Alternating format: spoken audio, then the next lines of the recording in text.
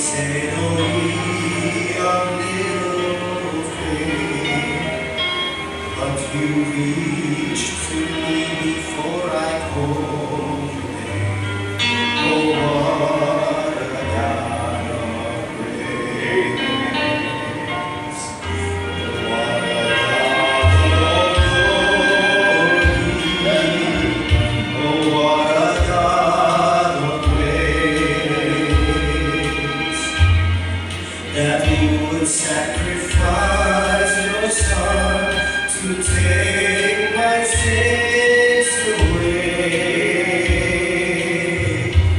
Now I come into your presence and I lift my voice in praise.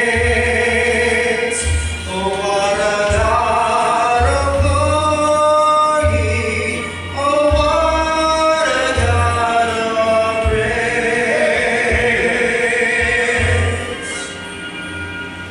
Oh, God, it's so hard living in this world of between the days you walk away and the day you come again. But I know that soon you'll take me home and I'll see you face to face, because the cross has made a way. Oh, what a God of grace!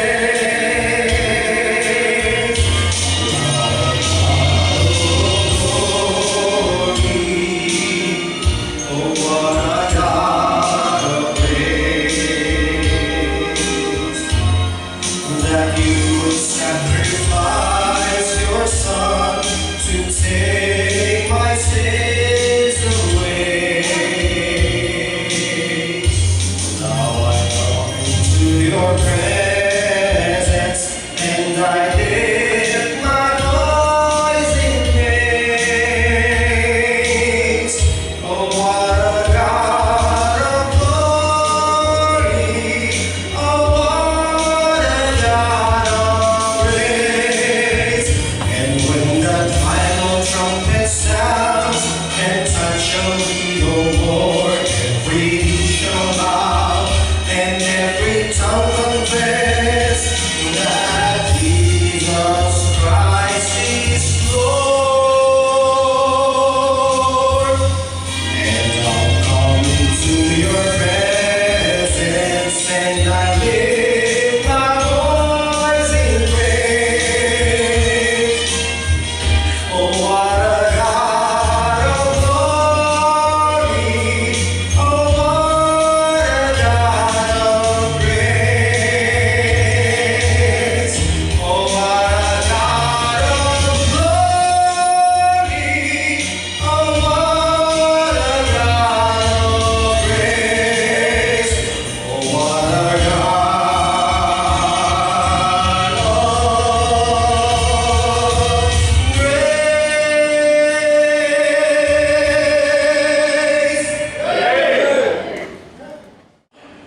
Magandang umaga po sa inyo lahat. At salamat sa Lord. Kahapon po akala ko walang souvenir. Souvenir po rin kahapon at sa Lugban ay marami pa rin nagsasama. At bagay dito po sa Santa Cruz, marami po ang nakahayo. Bagaman ako hindi nakaabot. Minabuti ko, nasa ko sa pag-ibo na lang kayo, basta may malapit kayo susa, dahil mahirap mag-drive. Huwag tayo dadaanan at walang parking. Baka mamaya ay sa pag-ibo kayo, ang parking ay sa bagong bayan. At kahapon din po ay masaya ang testimony po ng mga member natin na kasama sa camp. At nag-enjoy po sila, nag-bless po sila. Marami nakasama sa naging dalawa lahat, no? Ang ating delegates. Karamihan po isang uban. At sa nais ko po sana na next time, no, maikampin ko po na sana po next year, lahat ng ating Sunday school teachers ay makasama sa camp. Amen? Amen? Sama kayo sa Singapore, susunod. Now, hindi mo sa iba sa book of John, chapter 15, at ngayong umaga, ay ibig ko magatid ng isang paksa na minsan po ay iniiwasan ng ibang pastor sapagkat napakasimple lang at familiar nasa maraming mananampalataya. Pero ninais ko pa rin na ito yung aking ihatid po sa inyo. Simple po lang ito. Maaaring alam nyo na, pero kailangan kong laging ipaalala. At pinili ko po ito sa aking layunin na short lang na aking pag-uusap ngayon. At mamayang gabi, hahabaan ko. Titingnan ko, sino ba ba? John chapter 15, nagsatayin po ako at ibig ko po na ito po'y itanim po sa inyo muli at ibig ko po na maibahagi niyo rin po ito sa iba. John chapter 15, nadala po kayo? And verse number 4. At karamihan dito ay lagi ko na pong nababanggit sa inyo. Pero ulitin ko pa rin sapagkat kailangan po natin. Now, John 15 and verse number 4, andyan po kayo. Lahat may Bible, amen? Bible, may ballpen, alright, may papel, o kung wala papel, sa likod na nasa harapan ninyo sulat. Amen? Balik kayo, ha? Alright, verse number 4 na yun, ready pa sa abide in me, and I in you, as the branch cannot bear fruit of itself, except it abide in the vine. No more can ye, except ye abide in me. Now, ito po'y invitasyon ng Panginoon. Ito po'y kanyang paanyaya sa ating lahat. Nakati po, tayong lahat ay kanyang inaanyayahan. Kanyang iniimbitahan na lumapit sa kanya at what? Manatili sa kanya. Nakatiyo po yan? Nakatiyo po? Ano yung kanyang paanyaya? Abide in me. Now, ano niyo, bakit kailangan pa? Hindi ba tinanggap mo na siya bilang Savior? Alimit mo? At kapag tuloy mo siya tinanggap bilang kakapagay, hindi ka na mapapahamak pa. At sinabi niya, wala nang sinong makakaagaw sa'yo sa kanyang kabay. Kaya mo siya? At wala lang hatol sa mga nakikristo. Tama? Sapagkat sino nung nakikristo siya, bago na talaga. Ang mga lumang bagay nagsilipas na, ngayon tawag sila bago. No? Orma, bakit kailangan mo sabihin, abide in me? Manatili ka sa akin, manahan ka sa akin, na bakit kailangan pa? Sapagkat ngayon talaga. Isang tao, tumanggap na kay Kristo, di ba? Nakadalas na ng bagong buhay, at nakadalas na ng kabiyakan ng kalitasan, ba't mo sa tayo, naliligaw pa rin. Nakikinig ka sa akin? Naliligaw pa rin. Nalalayan pa rin. Maliwanag ba? At naaakit pang magtungo doon sa far country. Are you with me? Are you with me? Pag nahahantong doon sa buhay na halos kainin niya yung pagkat na ng baboy. Tama ba ako? Abide in me. And I in you. Sapagkat kapag kung hiwalay kayo sa akin, wala kayong magagawa. Hindi ba? Na kung hindi pa minsan talagang makadalas ka ng pagluha, di ba? Pasakit, paghihirap, matinding kalungkutan, matinding pagdurusa, tama? Mabigat na karamdaman. Hindi mo maisip, ang layo ko na pala sa Panginoon. Tama, di ba? Kaya kita mo, ano yung kanyang paanyaya? Bagamat, alam mo na, abide in me, and I in you. Tulad ng sanga na hindi makapagbubunga, maaliman siya'y nakakabit sa puno. maghiwalay sa akin, wala kayong magagawa. Yung kanyang paanyaya, di ba? Abide in me, and I in you. Alright? Napalawang bagay yan, ibig ko mapindi dito, yung salita niyang abide in me, ay ibig ko mapindi yung sinutitiraw na desire. Desire. Hindi ng Kristiyano, kundi yung desire ni Christ. Na ikaw ay manatili sa Kanya. Amen, isa? Amen? Now, ibig ba ka no? Hindi siya nagbabago. Alright? Yung kanyang pag-ibig sa iyo, nung kanyang ihandog yung kanyang buhay doon sa krus ng Kalbaryo, nananatili yun. Magbabago ka, okay, pero hindi siya magbabago. Maglalamig ka, pero hindi siya maglalamig. Di ba alam niyo? Huwag niyo makalimutan, okay? Ang Diyos ay unchangeable, immutable. God never changed. He is the same yesterday, today, and forever. Siya noon, siya ngayon, siya bukas, at siya yung magpakilamang. He is eternal God. Okay? Nung sinabi naman, for God so loved the world, nanatili yun. Nung sabi niya, yet I have loved thee with an everlasting love. You see? Kung paano inibig ka yun, ganun din ang kanyang pag-ibig sa iyo ngayon. Wala kang anumang magagawa para magbago pa yung kanyang pag-ibig sa iyo. Okay? Period yun. Nagkakainit tayo? Kaya naman yun, pag sabing God never changed, you see, He never changed. Okay? Yung kanyang tinawag na natural attributes, yung kanyang moral attributes, hindi nagbabago yun. Amen ka siya? Hindi nagbabago yun. Okay? Kaya pag pinag-usabi sa kang desire, hindi ito yung desire mo. Ito yung desire ng Diyos sa iyo. Na ikaw ay mag-abide sa Kanya. Amen? Hindi mo na siya kanya, Lord, huwag mo kong iwan. Hindi naman yung talaga iniiwan, ikaw ang nag-iiwan. Ano sabihin mo? Diyos, huwag mo kong iwan. Huwag mo kong bibitaw. Ay, hindi naman talaga binibitawan ka. Maliwanag ba sa akin yun? Kasi sabi niyo, abide in me.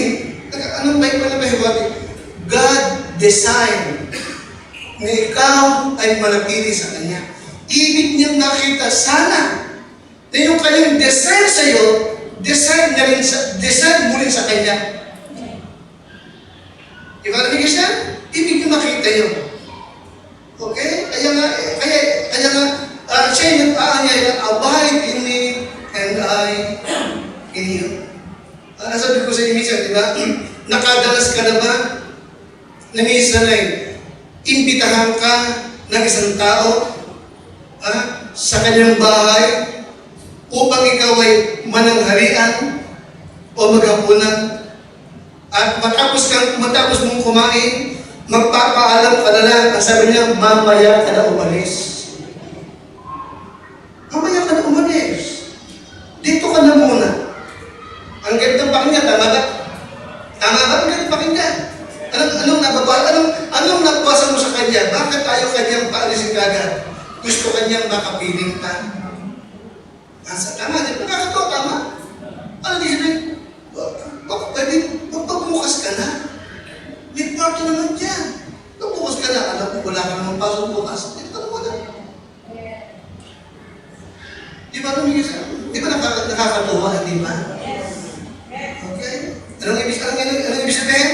Hindi nakapakita ng desire ng taong yun na ikaw ay mag-uul pa ng mahabang oras sa Kanya. Alam niyo, ang Diyos din ganun. Nakikinig kayo?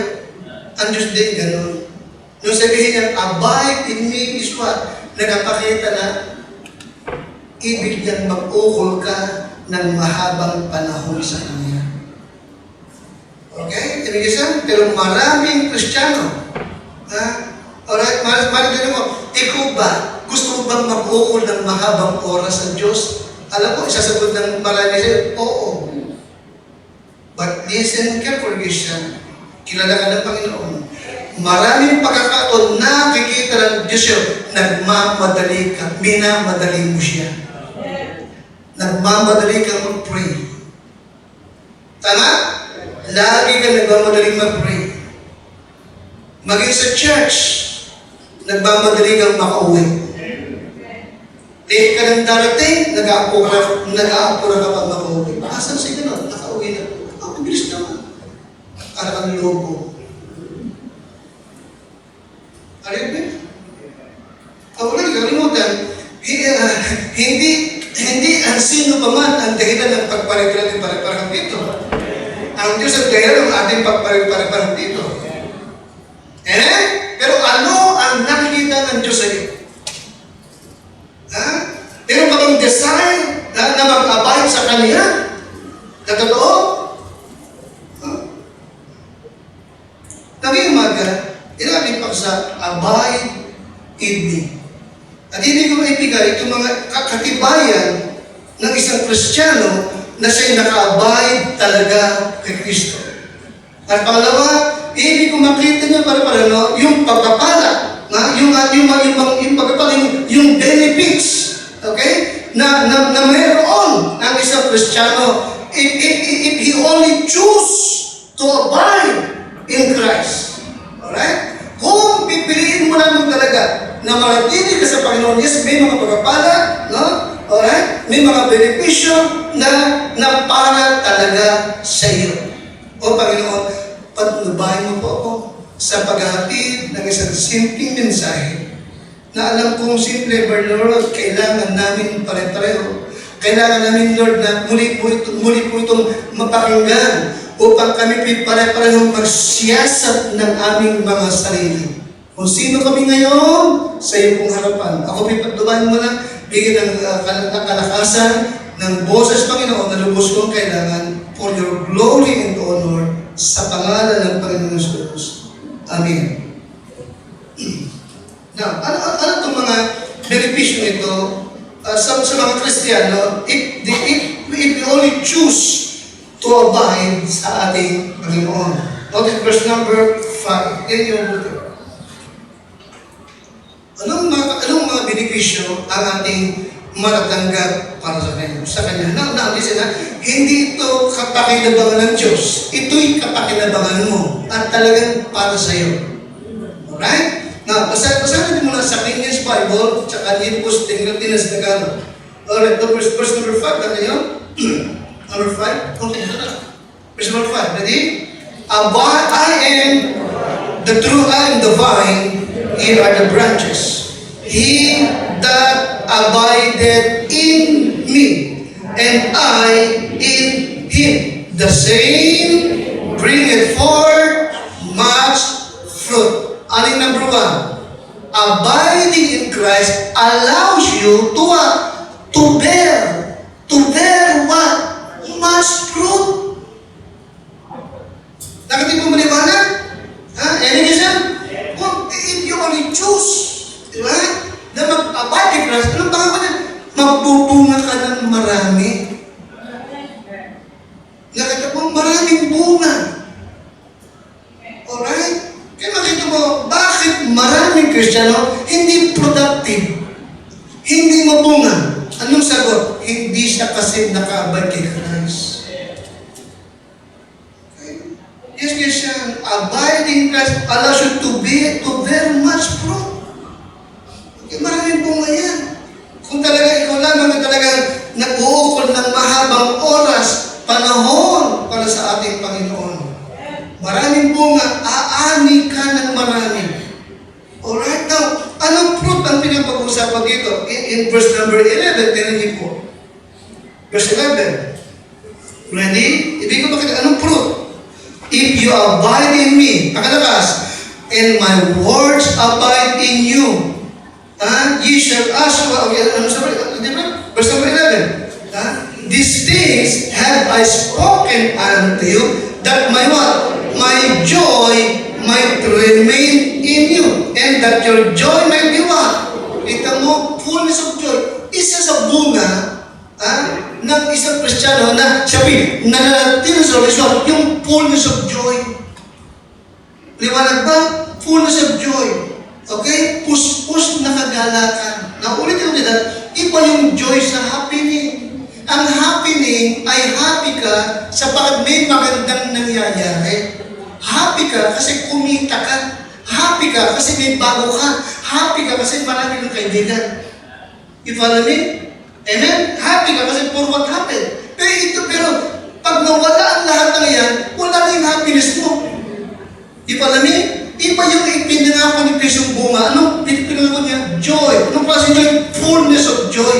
Ang joy, Christian, ay hindi nakabase sa kung anong meron ka.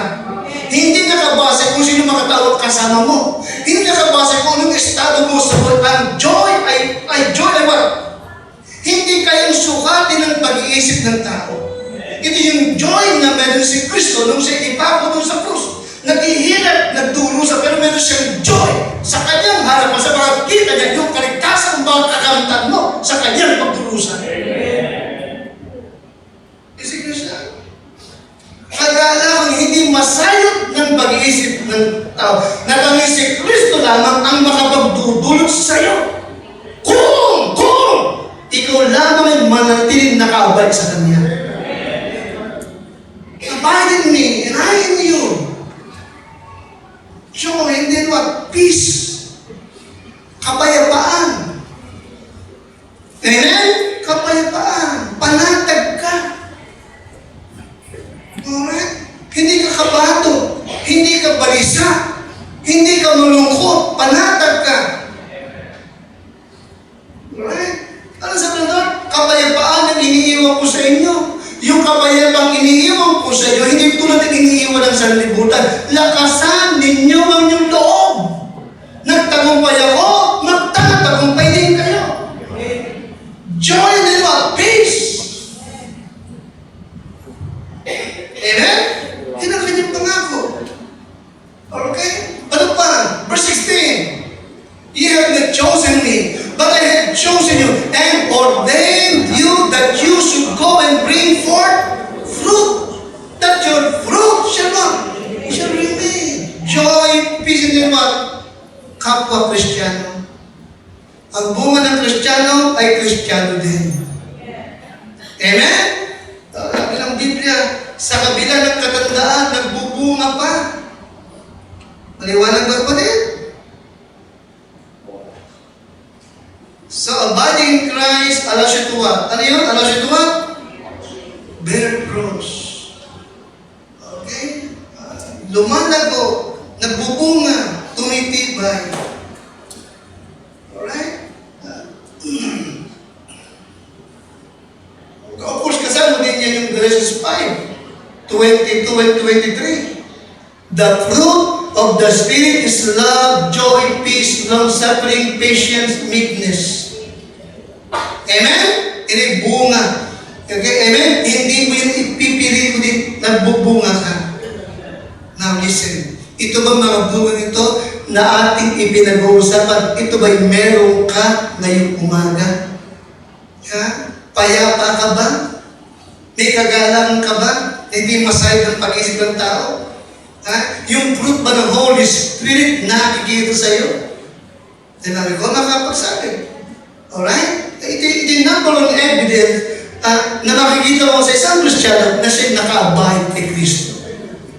Kaya ano yung inspiration ni Kristo sa atin? Pakalakas, abide in me. Tapos nakalagyan ba 15? Manatili ka sa akin, manahan ka, mag-stay ka. Huwag ka na muna umalis. Magpabukas ka na, dito ka na muna. Maliwanag mo sa atin.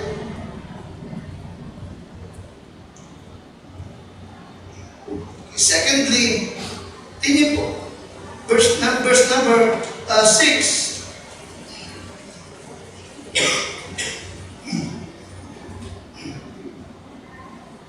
Verse number 6, ready? If a man abide not in me, he is cast forth as a branch and is withered, and men gather them and cast them into the fire, and they are burned. Na hindi salvation na pinapag-usapan ito. Sapagkat hindi tao ang maghahagis sa unsaved, sa impyerno, kundi angel. Di ba alam? Amen? Wither. Ano ito? Ito yung Kristiyano na yung kanyang spiritual life ay what? Tuyo. Follow me? Your spiritual life will wither away if you don't abide in Christ. Matutuyo ka. Maliwanag ba? Now, hindi ba, nakikinig ba ka sa likod? Hindi ba sa bawat churches may mga member na tinatawag na dating member ng choir? Hindi ba sa bawat church may mga member na dating soul winner? Nakikinig ka sa akin? Amen? Hindi ba lagi tayo nakakatabo na mga Kristiyanong dating member? Hindi na member? Hindi naman tinuwal, pero hindi na tumadalo. Hindi ba naman ganun dating preacher? Meron dito dating soul winner, pero hindi soul winning? Ano yun? Dating faithful, pero hindi na faithful? Nagilig kayo? Listen yourself. Abiding in Christ keeps you spiritually relevant. Abiding in Christ keeps you what? Pakalamas? Alright. Hindi ka tuyo. Okay? Lumilipas ba ng panahon, lagi kang angkop sa mga nangyayari sa church. Lagi kang may kaugnayan. Lagi kang nagagamit. Nakikinig kayo sa akin? Amen? Lagi kang may ginagawa. Alright? You see? Naalala niyo yung sabi ni Pablo? Isa sa kanyang kinakatakutan na nangyari, baka pag siya nag-preach, siya maging what? Cast away. Hindi na kagamit-gamit. Ang Kristiyano na nakahabad kay Kristo, tumatagal man ang church, umabot man tayo ng 50 taon, nariyan ka pa rin. May ginagawa ka pa rin sa Panginoon. Spiritually, what? Takas? Relevant. Amen, Christian? Di ba? Isa sa blessing ng Calvary. Kapag tuwing ka-anniversary tayo, pagtayo ng kwan, ayun pa rin siya. Amen? Pag yung matagal lang nagbaksa, pagbalik, ay dyan pa rin, andyan ka pa rin. Hindi kaya na pumakanta. Pabata ka ng pabata. Pati isip mo, bata. Di ba nakakatuwa, hindi ba? Amen? Amen? Spiritually relevant. Okay, yung pangako ng Lord, kung ikaw lamang na talagang mananatili sa Kanya. Okay? Number 3, look at verse number 7. Verse number 7, 15, and verse number 7. Tayo po lahat. If you abide in me, and my words abide in you. Napasin niyo po sa chapter 15, maraming ulit na ginagamit yung salitang abide. Mamaya, pag-uwi mo sa bahay, basahin yung chapter 15, at kita mo, yung abide, andun. Abide in me. Stay. Manatili ka. Magpatuloy ka. Feel at home. You follow me, sir? Yun ang ibig kong sabihin. Feel at home. Oh, okay, feel at home. Ang pangit itong sarili mong bahay, kala mo kang bisita, hindi ba? Okay. Ikaw lagi pinaglilingkuran, pero hindi ka naglilingkod. Amen? Abide in me, and I in you. Alright? Sabi nga naman, that is verse 15, sabi ng Panginoon. Ibigyan diin yung sabi ng abide. Alright, what is number 13 hanggang 15? 13 na lahat.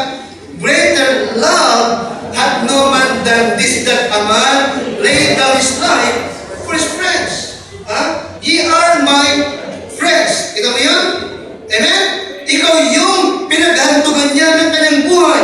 If you are my friends, if you do whatsoever I command you, henceforth I call you not servant. Dahil ito, hindi ko na kayong tatawagin pangalipin. For the servant knoweth not what his Lord doeth, but I have called you friends. For all things that I have heard of my Father, I have made have not chosen me, but I have chosen and ordained you. Alright? At sa verse number 7 ulit, ay lahat, if you abide in me, kung kayo'y mananatili sa akin, at ang mga salita ko'y lakas, magsipanatili sa inyo, ay hingin ninyo ang anumang inyong ibigin po, gagawin sa inyo. Ang gandang pangako, di po ba? Ang gandang pangako. Alright? Now, ano yung bagong benefits, pagkapala? Abiding in Christ gives you power in prayer. Alright? Okay. Ang manatili ni Kristo ay nagdudultawa power in prayer. Effective prayer. Effective. Kaya kung makita mo, isa sa kadahilanan kung bakit madalas, bakit nangyayari na wala tayong answered prayers because it's because of what? Nagmamadali ka sa Panginoon. Okay, or hindi ka naka-abide sa Kanya. Sa bakit nangako? Ano yung pangako? Okay, He will allow you to ask anything. No? Okay? Ano ba ang kailangan mo? At ibibigay niya sa iyo. Anong kailangan lang? Abide in me. Abide in me. Stay. Be at home. Be familiar. Ano yung isa?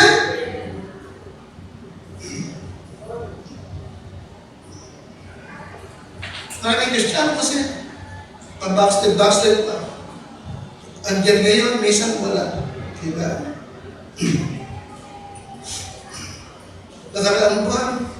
Nakaraang mga aralin ko, spiritual, faith. nung bisperas ng Ondras, may Halloween party pa, nakasuot pa sa tanas.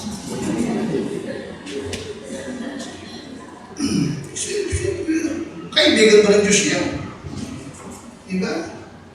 Nakasuot pa ng mga kukulang. May hawak lang din. Anong klaseng Kristiyano ka? Parang may sanin. Diba? Hindi ka na binabanggit ko kasi 30 years na tayo, alam niyo na naman yun eh. Diba? Siguro kung tayo pitong taon pa lang ang nalay ko, ang Halloween na hindi pa Kristiyano. 30 taon na tayo. Dapat kayo kung nagtuturo, di ba? Pero hindi sa atin yun. Okay? Abide in me. Huwag ka mag-backslide. Amen? Huwag ka makipag-fellowship sa mga demonyo. Nakikinig ka? 1 Corinthians 10:20. Okay, mga Christian, nakikipag-fellowship sa mga demonyo. Okay? May mga Kristiyano, this is ba? May mga Kristiyano pasosyal. May mga payoga-yoga pa. Tama itong tao ito. Yung ba na yoga, Hinduism to? At pag nag-yoga ka, tinatawag mo, tumatawag ka ng demonyo?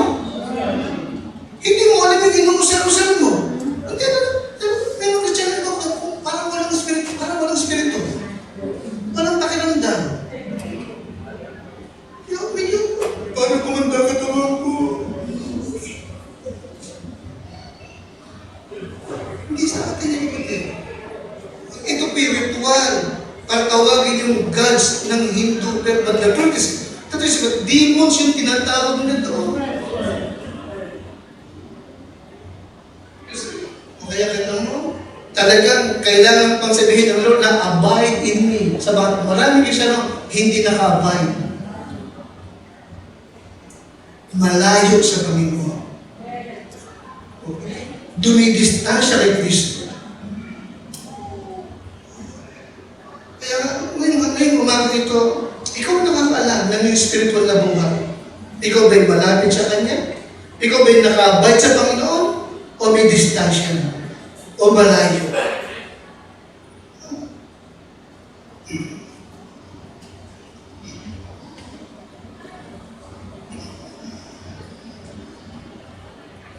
Number 4, Luke 24:49.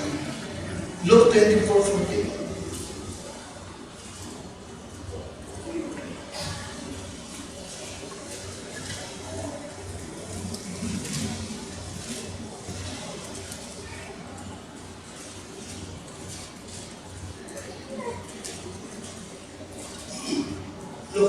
44, 49. Alright, andyan na po kayo? Okay, tayo po lahat. And behold, I send the promise of my Father upon you, but what? But tarry. Okay? The word tarry means what? Abide. Ano yung tarry? Abide. Okay? Or what? To remain. To continue. Okay? Tarry. Tarry. Ye in the city of Jerusalem until ye be endued with what? Power from on high. Kita mo? May pangako ang Lord na power. Power. Kapangyarihang manggagaling sa kaitaasan sa langit. May pangako siya na kanyang ibibigay sa kanyang mga alagad. Pero anong kailangan? Tali. Tali. Okay? Tali. Ha? Now, ano sabihin? Ika-apat. Abiding in Christ is what? Empowers you. Abiding in Christ is what? Empowers you. Alright? Bibigyan ka ng power na kailangan mo. Ha? Pero nung kailangan, abide. Alright? Listen yourself. You cannot abide in Christ without finding God's power na mapapasa iyo. Na kailangan mo talaga to do the great works of God. Okay? Kayong mga Sunday school teacher, listen carefully, kailangan nyo ng power from on high. Kayo mga preachers or readers, kailangan ng power from on high. Ano yung power from on high? The fullness of the Holy Spirit. Alright? Ito po sa iyo. At mapapasa iyo, anong kailangan lang? Abide in Christ. Manatili ka sa Kanya. Alright? Alam nyo, merong apat na bagay lang, nadadaanan ko lang, na siyang kadahilan kung bakit maraming Kristiyano hindi naka-abide kay Kristo ngayon. Alright? Or napapalayo. Apat lang ito. Tandaan, number one, pleasure. Anong number one kadahilan kung bakit maraming Kristiyano hindi naka-abide sa Lord? Pleasure. Ang Bible, sabi ng Bible, sa mahuling panahon, maraming tao, kahit minsan, they are lovers of pleasure more than lovers of God. Pleasure. Pangalawa, possession. Ano yung pangalawa? Possession. Higit niyang inibig, higit niyang pinahahalaga yung mga ari-arian niya kaysa sa Panginoon na nagbigay sa kanya. Pangatlo, tatlo na pala. Pangatlo, evil crowd. Tatlo lang yun. Number one, number two, number three, evil crowd. Napabarkada sa mga hindi nang dapat samahan. Na-influensya ng mga unbeliever. Alright? Now, what does it mean to abide in Christ? What does it mean to, paano? At anong ibig sabihin na ako'y mag-abide kay Kristo? Tatlo rin. Number one, it means keep His words. Okay? Pakaingatan mo ang kanyang salita. Naalala mo yung sabi ng Lord sa verse number 7? If you abide in me and my words abide in you, ye shall ask what you will, and it shall be done unto you. Amen? Amen? Kung kayo'y magsisipanatili sa akin at ang aking mga salita ay manatili sa inyo, it means to keep His words. Ingatan mo. Tuparin mo ang kanyang mga salita. Sa ganung paraan, makapanatili ka sa Panginoon. Pangalawa, it also means what? To tarry with Him in prayer. Be prayerful. Ibig sabihin, prayerful ka ba magtawa? Nag-uukol ka ba talaga ng oras para manalangin sa Kanya? Ha? In Matthew 26, 40 hanggang 41. Tingnan niyo po ako. Matthew 26, 40 hanggang 41. Alam mo, madalas, ang ginagawa ng Lord, hindi na talaga matapos yung mga pangailangan mo. Kasi madalas gusto niya lagi kang kausap. Alam ng Lord, pag wala kang kailangan, hindi mo siya tinatawag. Pero pag mabigat ang pangailangan mo, tawag ka ng tawag. Ayan siya. Ang kagandahan nito, ang Lord mismo sabi, abide in me, and I in you. Huwag kang magpadali. Masaya nakikinig yan? Huwag kang magpadali. Bukas ka na umalis. Dito ka na matulog. Mag-stay ka muna dito. Abide in me, and I in you. Sapagkat, kung kayo'y hiwalay sa akin, wala kayong magagawa. Abide. Okay? Keep God's words. Alright? And yun mga pangalawa, tarry with Him in prayer. Nag-ukol ka talaga ng oras para mag-pray. In Matthew 26, verse 40 hanggang 41. Tignan mo rin yung play. Maganda yung kanyang sinabi dito. At ibig ko makita nyo na talagang ibig niya, kinakausap mo siya lagi. Nakikipag-usap ka sa kanya. Matthew 26, 40 hanggang 41. Alright, then tayo tagal ng manifesting. So, basahin natin muna sa King James Bible. Ready? 40. And he cometh unto the disciples and findeth them asleep, and said unto Peter, what? Could ye not watch with me 1 hour? Watch and pray that ye enter not into temptation. The spirit indeed is willing, but the flesh is weak. Ito mo? Sabi niya, ano? Hindi ba kayo makapagtitiis ba lamang sa akin kahit isang oras? Pakibasa nga, tayo na. At lumapit siya sa mga alagad at sila'y kanyang nagat ng natutulog. At sinabi kay Pedro, ano? Hindi ba kayo maaaring makapagpuyat sa akin ng isang oras man lang? Kita mo? Humihingi talaga siya ng panahon na makausap natin siya. At verse 41, kayo'y mga puyat at magsipanalangin upang huwag kayo magsipasok sa tukso. Ang Espiritu sa katotohanan ay may ibig na takot mahina ang laman. Alright? Pangatlong bagay, what does it mean to abide in Christ? Una, keep His word. Secondly, tarry with Him in prayer. Pangatlo is what? Soul winning. Winning souls. Ano yung pangatlo? Pakalakas? Okay. Now, Matthew 28, verse 19, ano sabi ng Lord? Go ye therefore and teach all nations, baptizing them in the name of the Father and of the Son and of the Holy Ghost, teaching them to observe all things whatsoever I have commanded you. Now, verse number 20, and lo, I am with you. And ano pangako ng Lord? Lord, I am with you. Hanggang kailan? Always. Hanggang kailan? Even unto the end of the world. Narito, ako'y sumasa iyo palagi. Hanggang sa katapusan ng sanlibutan. Kita mo? Ang soul winner ay mayroong mayamang presensya ng Diyos sa kanyang buhay. And we just abide in me. Pray. Keep my words. Go and win souls. I am with you always, always, always. Hanggang sa katapusan ng sanlibutan. Lastly is what? Faithful worship. Tapat na pagsamba. Amen? Faithful worship. Maging matapat ka sa pagsamba sa Kanya. Alright? Kung nais mo, manatili ka sa Panginoon. Liwanag ba? Nakita mo, in conclusion, ano sabi niya? Huwag yung kaligtaan.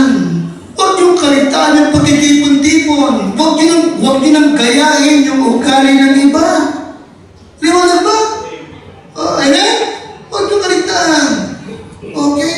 Lalo higit na mamalas nung malapit na yung araw. Abide in me. Amen? Go to church. Amen siya? O kaya ngayong bagay ito, ikaw nakakaalam. Ito bang mga ebidensya ito? Ito bang mga katibayan ito? Ha? Na makikita mo sa isang Kristiyano na naka-abide kay Kristo? Ito ba ay nakikita sa iyo ngayong umaga? Ha? Kung hindi, anong mga kadahilanan? Bakit hindi ka naka-abide sa Panginoon? Anong mga kadahilanan? Ratio? Ano yung pangalawa? Possession? Ano yung mga ito? Sino yung mga lagi mong kasama? Tayo lagi tumuyo. Habang lahat ay nakayoko, nakapikit. Mga kapatid, nanay, tatay, yung people,